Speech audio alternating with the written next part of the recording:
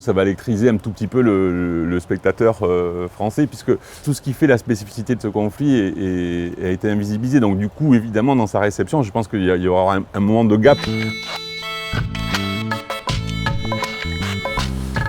Bonjour, Thomas Lacoste, donc je suis cinéaste, j'ai réalisé il y a quelques mois Pays Basque et Liberté et je viens présenter l'hypothèse démocratique à l'Atalante.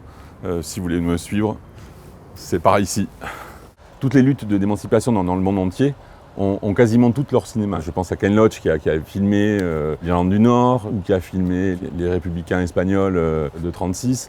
Mais c'est vrai que pour le moment, le conflit basque n'avait pas son cinéma. Il me semblait extrêmement important, que ce soit pour la population et sa jeunesse locale, mais aussi pour l'international, qu'on donne à voir ce qui s'est joué sur ce territoire, tout ce qui a pu s'inventer.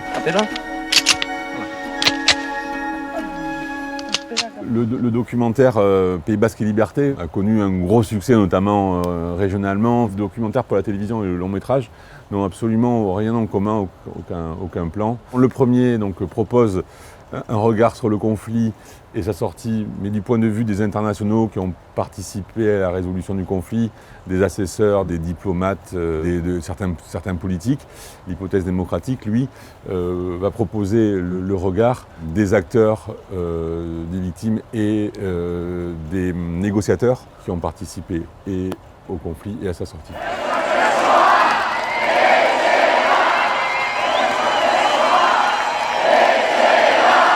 Au bas mot, ça va électriser un tout petit peu le spectateur français, puisque pour l'instant, à part le citoyen le plus éclairé, qui connaît le territoire, qui connaît en profondeur le conflit, mais bon, qui est quand même relativement rare, pour le reste de nos concitoyens, le conflit est un conflit classique, nationaliste.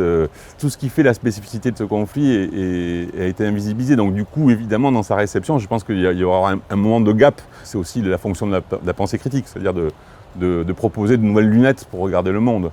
Et le cinéma est une fenêtre comme ça sur le monde qui permet effectivement d'ajuster le regard.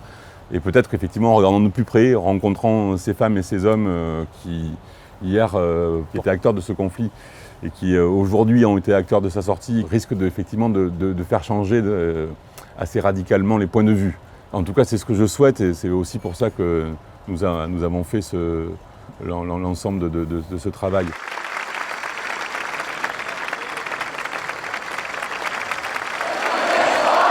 Le degré d'affectation du politique sur ce territoire, le degré de la conscience collective, des expériences alternatives, le nombre de coopératives, tout ça fait que ça fait un territoire complètement singulier, au moins dans la carte européenne, voire au-delà. N'oublions pas, et je pense que nos concitoyens français ou espagnols l'oublient trop souvent, que cette lutte d'émancipation pour ce peuple s'inscrit dans une dictature qui a été la plus longue du XXe siècle en Europe.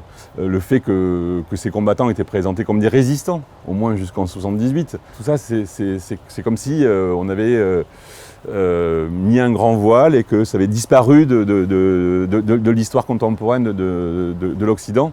Alors que non, voilà, on a affaire effectivement au dernier et plus vieux conflit de l'Europe occidentale. Et donc, à ce titre, ça me semblait extrêmement important de venir documenter et de venir rencontrer les acteurs de ce conflit. Et comme par hasard, ces femmes et ces hommes que j'ai pu rencontrer sur ces 5 années, étaient absolument à l'opposé de tous les clichés qu'on pouvait proposer dans le monde occidental, c'est-à-dire qu'ils sont des nationalistes, donc fermés sur eux-mêmes, et j'en passe des vertes et des pas mûres. Et alors que, évidemment, les gens que j'ai rencontrés étaient des internationalistes, ouverts sur le monde, avec des capacités d'intellection majeures. Je dirais que nous sommes les filles et les fils de Guernica. Et Guernica, à ce moment-là, est le symbole de la répression contre notre peuple.